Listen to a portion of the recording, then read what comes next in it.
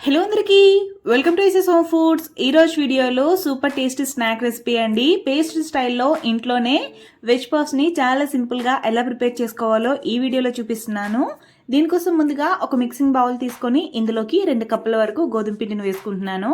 గోధుమ పిండికి బదులు మైదా పిండిని కూడా వేసుకోవచ్చు. అలానే ఒక 2 చిటికల ఉప్పు, అలానే ఒక 1/2 టీ స్పూన్ పంచదార పౌడర్ని, అలానే ఒక 1 టేబుల్ స్పూన్ నెయ్యిని కూడా వేసేసుకొని బాగా ఇలా కలుపుకోవాలండి. మనకి పిండి అనేది కాస్త మాయిస్ట్గా ఉండాలి కలుపుకునేటప్పుడే.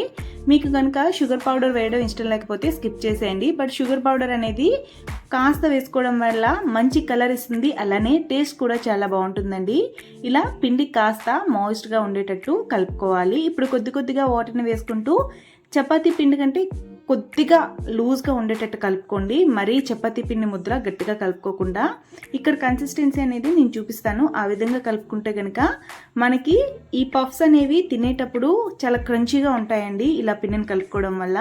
వాటర్ మాత్రం చూస్తూ కాస్త నెమ్మదిగా వేసుకోండి. ఒకేసారి వేసుకోవడం వల్ల పిండి కన్సిస్టెన్సీ అనేది మరీ పలుచగా అయిపోతుంది. ఒకవేళ కనుక మీకు అలా పలుచగా అయితే ఇంకొద్దిగా ఒక 2-3 టేబుల్ స్పూన్ గోధుమ పిండిని వేసుకొని ఇక నేను చూపించిన కన్సిస్టెన్సీలో పిండిని కలిపేసి మూత పెట్టుకొని ఒక అరగంట పక్కన పెట్టేసుకోండి. ఇప్పుడు ఇందులోకి స్టఫ్ని ప్రిపేర్ చేసుకోవాలండి. దీనికోసం ముందుగా స్టవ్ ఆన్ చేసి ఒక కడాయి పెట్టుకొని ఇందులోకి ఒక 2 టీ స్పూన్ ఆయిల్ వేసుకోవాలి. ఆయిల్ కాస్త హీట్ అయ్యాక అల్లంని ఇంకా తెల్లుల్ని చిన్న ముక్కలుగా కట్ చేసి వేసుకుంటున్నానండి నేనైతే ఇక్కడ. మీకు కావాలి అనుకుంటే పేస్ట్ చేసుకుని అయినా వేసుకోవచ్చు. బట్ ఇలా వేసుకోవడం వల్ల తినేటప్పుడు మధ్యలో తగులుతూ ఉంటాయండి. ఇవి చక్కగా ఫ్రై చేసుకోవాలి. లో ఫ్లేమ్లో పెట్టుకొని ఒక 2-3 నిమిషాలు వీటిని బాగా టాస్ చేసుకోండి. ఇవి కనుక చక్కగా ఫ్రై అయితే చాలా టేస్టీగా ఉంటాయి. బట్ చక్కగా ఫ్రై అవ్వకపోతే మాత్రం మధ్యలో పచ్చిగా తగులుతుంది. అలా కాకుండా లో ఫ్లేమ్లోనే ఒక 2 మినిట్స్ నెమ్మదిగా ఇలా కలుపుకోండి. ఇలా కలుపుకున్నాక ఒక 2 ఆనియన్స్ని ఇలా సన్నగా ముక్కలు కట్ చేసుకొని వేసుకుంటున్నాను. అలానే వీటిని కూడాను ఒక 2 నిమిషాలు నెమ్మదిగా సాఫ్ట్ అయ్యేంత వరకు లో ఫ్లేమ్లోనే ఇలా బాగా కలుపుకోవాలి. ఇప్పుడు ఇందులోకి సన్నగా కట్ చేసి పెట్టుకున్న 2 పచ్చిమిర్చి ముక్కలను కూడా వేసుకుంటున్నానండి. 2 పచ్చిమిర్చిని చిన్న ముక్కలుగా కట్ చేసేసి వేసుకుంటున్నాను. వీటిని కూడా ఒక 2 నిమిషాలు టాస్ చేసుకున్నాక ఇక్కడ నేనైతే వెజిటేబుల్స్ యాడ్ చేసుకుంటున్నానండి. మీ దగ్గర ఎటువంటి వెజిటేబుల్స్ ఉంటే వాటిని చిన్న ముక్కలుగా కట్ చేసి వేసుకోండి. ఇక్కడ 1/2 కప్ వరకు సన్నంగా కట్ చేసి పెట్టుకున్న క్యాబేజ్ని, అలానే 1/2 కప్ వరకు తురిమి పెట్టుకున్న క్యారెట్ని కూడా వేసుకుంటున్నాను. ఇలా రెండింటిని వేసుకున్నాక లో ఫ్లేమ్లోనే ఒక 3-4 నిమిషాలు బాగా టాస్ చేసేసి మూత పెట్టేసి ఒక 4-5 మినిట్స్ విడిచిపెట్టేయండి. ఇవి కాస్త సాఫ్ట్ అవుతాయండి ఇలా విడిచిపెట్టేయడం వల్ల.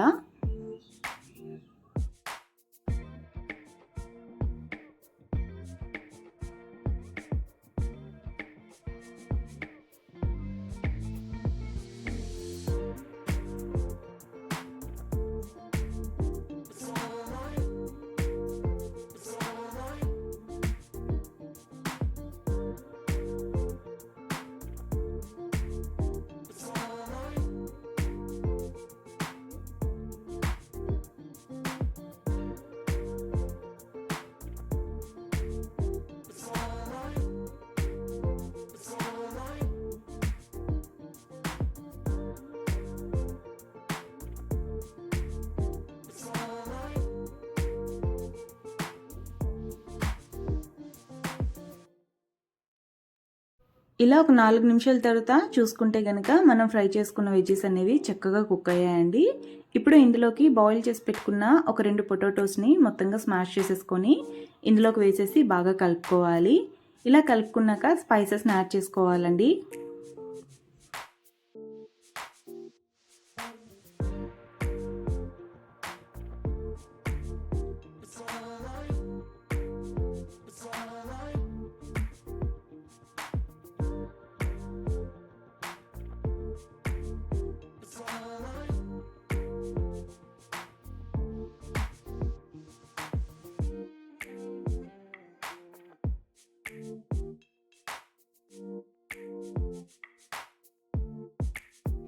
Half teaspoon salt, 1/2 teaspoon కారం, ఎందుకంటే మనం పచ్చిమిర్చి వేస్తున్నాం కాబట్టి. అలానే ఒక 1/2 టీ స్పూన్ పసుపు, 1/2 teaspoon jeera powder, 1/2 teaspoon dhania powder, 1/2 teaspoon garam masala వేసేసుకొని మొత్తంగా ఇంగ్రీడియంట్స్ అన్నీ కూడాను స్పైసెస్ బాగా మిక్స్ అయ్యేటట్టు బాగా కలుపుకోవాలి. ఇలా కలుపుకునేటప్పుడు ఫ్లేమ్ అనేది లో ఫ్లేమ్లో పెట్టుకోండి, లేదంటే అడుగు అనేది తొందరగా మాడిపోతుంది. కాబట్టి ఇలా స్పైసెస్ అన్నీ వేసుకున్నాక బాగా కలిపేసుకొని మూత పెట్టేసి పక్కన పెట్టేసుకోండి. స్టఫింగ్ అనేది చల్లారనివ్వాలి.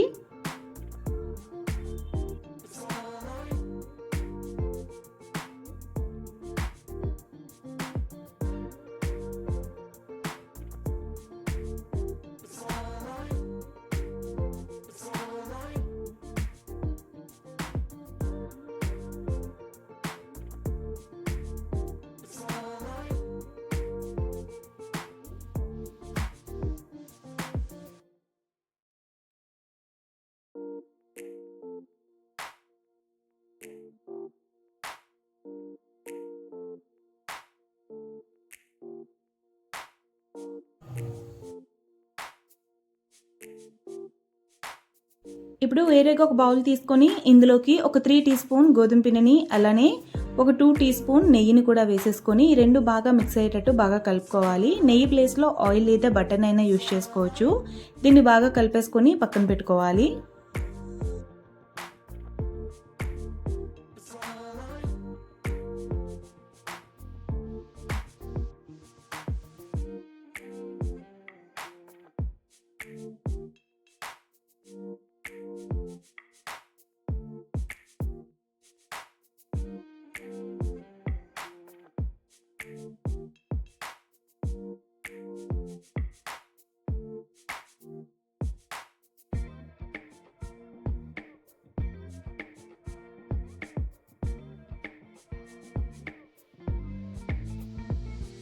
ఇప్పుడు ముందుగా ప్రిపేర్ చేసి పెట్టుకున్న డౌ నుంచి ఇలా 4 పార్ట్స్గా డివైడ్ చేసేసుకుంటున్నానండి. ఇలా డివైడ్ చేసుకోవడం వల్ల మనకి పఫ్ షీట్స్ అనేవి చాలా సింపుల్గా ప్రిపేర్ చేసుకోవచ్చు. చిన్నగా తీసుకుంటే కనుక వాటన్నింటినీ ఒత్తుకొని మళ్ళీ అలానే మనం ప్రిపరేషన్ అనేది ఒకేలా ఉంటుంది. బట్ ఇలా పెద్ద క్వాంటిటీలో తీసుకోవడం వల్ల చాలా సింపుల్గా అయిపోతుంది. ఈ టిప్ని పాటిస్తే కనుక పఫ్స్ని చేయడం చాలా ఈజీగా ఉంటుంది. ఒకసారి ఇలా ట్రై చేయండి. ఇలా 4 పార్ట్స్గా డివైడ్ చేసేసుకొని రౌండ్గా చేసేసి పక్కన పెట్టుకుంటున్నాను.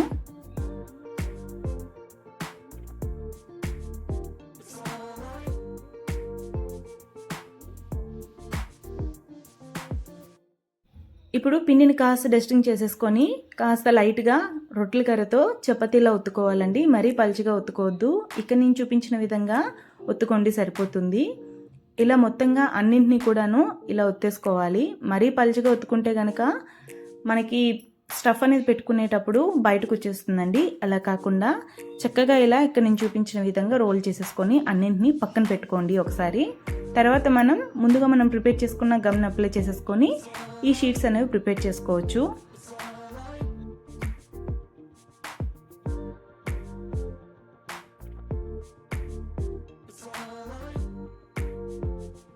ఇలా అన్నింటినీ ప్రిపేర్ చేసేసుకొని పక్కన పెట్టుకోండి. ఇప్పుడు ఒక చపాతీని తీసుకొని మనం ముందుగా ప్రిపేర్ చేసుకున్న గోధుమ పిండి నెయ్యితో ఒక లిక్విడ్ ప్రిపేర్ చేసుకున్నాం కదండి, దాన్ని ఒక 1 టీ స్పూన్ వేసేసి మొత్తంగా చపాతీకి ఇలా స్ప్రెడ్ చేసేసుకోండి. ఇలా స్ప్రెడ్ చేసుకున్నాక మళ్ళీ ఇంకో చపాతీని పైన వేసుకోండి.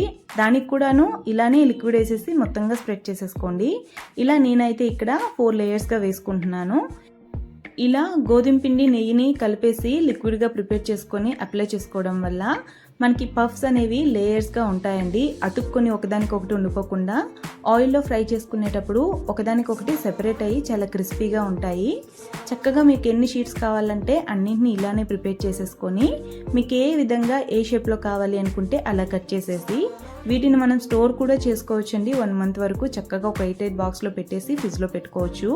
ఇక్కడ నేనైతే స్క్వేర్ షేప్లో కట్ చేసుకుంటున్నాను. మీకు రౌండ్ షేప్లో కావాలంటే ఒక చిన్న గ్లాస్ కానీ లేదంటే రౌండ్ కటర్ కానీ తీసేసుకొని కట్స్ ఇచ్చేసి వాటిని ఫ్రిడ్జ్లో స్టోర్ చేసుకోవచ్చు. లేదంటే అప్పటికప్పుడు ఇలా ప్రిపేర్ చేసుకున్నా చాలా బాగుంటాయి.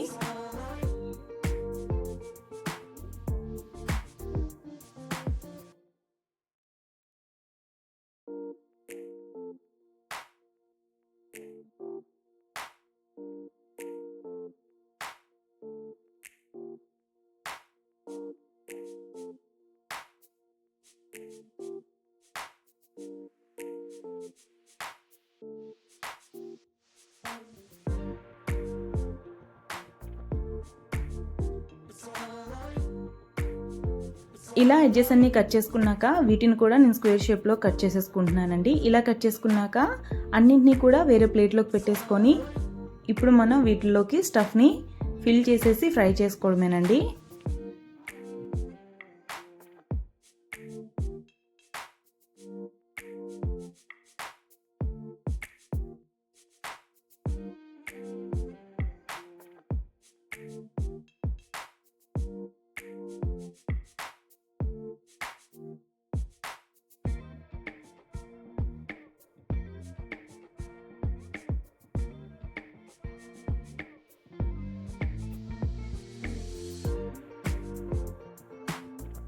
పిండిని కాస్త డస్టింగ్ చేసుకొని మనం ముందుగా ప్రిపేర్ చేసి పెట్టుకున్న పఫ్ రోల్స్ని ఇలా తీసేసుకొని ఒత్తుకోవాలండి. లైట్గా ఇలా ఒత్తుకున్నాక ఇందులోకి ప్రిపేర్ చేసి పెట్టుకున్న వెజ్ స్టఫ్ని కూడా ఫిల్ చేసేసి మీకు ఎటువంటి షేప్లో కావాలంటే అటువంటి షేప్లో ఫినిషింగ్ ఇచ్చుకోవచ్చండి. ఇక్కడ నేనైతే స్క్వేర్ షేప్లోనే ఇచ్చుకుంటున్నాను. మీకు కావాలి అనుకుంటే సమోసా ట్రయాంగిల్ షేప్ అట్లా ఉంటుంది కదా, అలా అయినా చేసుకోవచ్చు. ఇలా స్టఫ్ను వేసుకున్నాక ఎడ్జెస్ అనేవి అటువైపు నుంచి ఇటువైపు నుంచి గట్టిగా అడిచిపెట్టేసి అన్నింటినీ కూడాను ఇలానే ప్రిపేర్ చేసుకొని పక్కన పెట్టుకోవాలండి. చూసారా, ఈ విధంగా ఎడ్జెస్ని కాస్త ఇలా ప్రెస్ చేసి పెట్టుకోండి. 4 వైపులు కూడాను ఎడ్జెస్ని ఇలాగా అడిచిపెట్టేసుకొని వీటి నుంచి కూడాను మనకి స్టఫ్ బయటకు వచ్చేయచ్చండి. ఆయిల్లో ఫ్రై చేసుకునేటప్పుడు అన్నింటినీ ఇలానే ప్రిపేర్ చేసేసుకొని ఒక ప్లేట్లో పెట్టుకోవాలి.